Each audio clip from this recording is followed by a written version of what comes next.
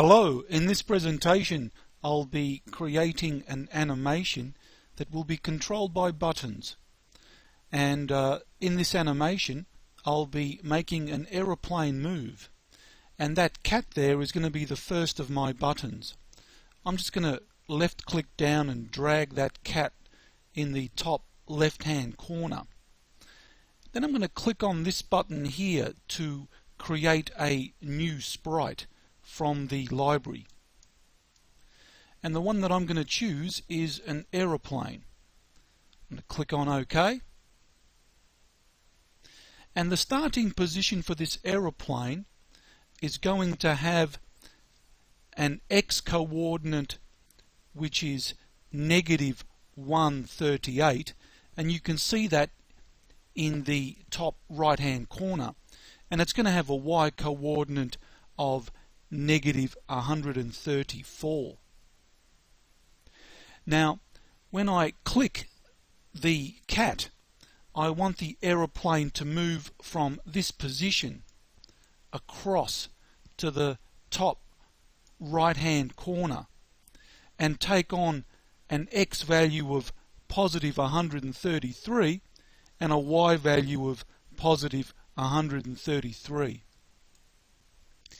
Anyway, I'll drag this aeroplane back to its starting position at as close as I can get to that original value. Look, that'll do. At negative 137 for X and negative 137 for Y. That'll be my start. Now, when I click on that cat, I want to be able to broadcast a message. So what I'll do is I'll click on sprite number 1, which of course is the cat, and then I'll click on events.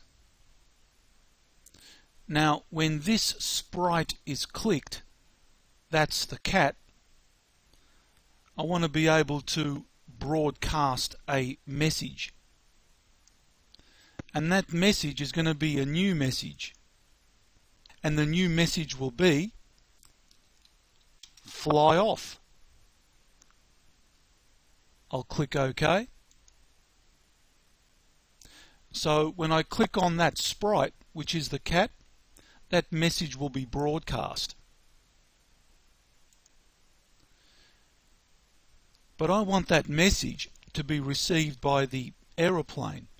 So I click on that sprite there, and when I receive fly off, I want this object, that is the aeroplane, the one that I've clicked on, to fly to its new position. So with this sprite selected, I'm going to click on motion, and I'm going to drag this block here. I want the object, that is the aeroplane, to glide to its new position, which will be positive 133 for X, and for Y it'll be positive 133. And let's see how that goes. So I'll click on the cat, and the aeroplane glides up. I want the aeroplane to go back to its original position, so I'll have a button for that. I'll click on a new sprite, and I'll choose a sprite for this. I think that beetle will do. I'll click on this and click on OK. So when I click on the beetle, the aeroplane goes back to its original position. Now what I've done there is I've got the beetle selected, that's the sprite that's selected, and I'll click on events, and what I'll do is I'll get this object when it's clicked, when this sprite is clicked, I'll get it to broadcast a brand new message. So I'll click on that little arrow there, new message, and I'll type go back to start, and I'll click OK. So when I click on the beetle, that message will be broadcast. I'm going to click back on the aeroplane, and when this aeroplane receives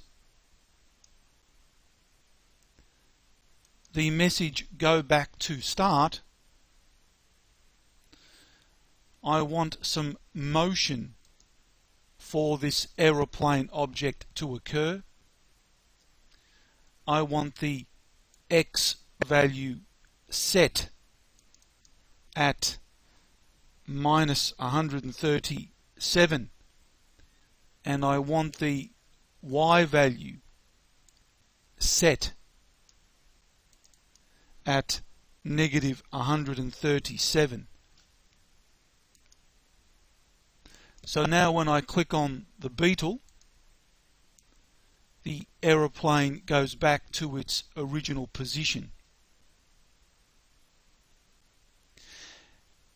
And so I can have the aeroplane glide up and then go back. But what I'd also like to do is, when the aeroplane glides up, I'd like the nose of the aeroplane to point up. And this also has to do with motion. And I'd like it to turn up about 15 degrees, maybe a little bit more, maybe about 25 degrees. So I'll drag this right in the middle of this position here between these two blocks. So when the aeroplane receives the message fly off, it'll turn up about 25 degrees, glide very slowly, about 2 seconds, to its maximum height, and then the nose will turn down 25 degrees. Let's see what that looks like. I'll click on the cat. Then it goes back to its original position. And what I'm doing there is I'm controlling a sprite, which is the aeroplane, by clicking on two other sprites which are serving as buttons. And what they do is they broadcast messages that are listened to by the aeroplane, and when they receive those messages, depending on the message, they perform an action.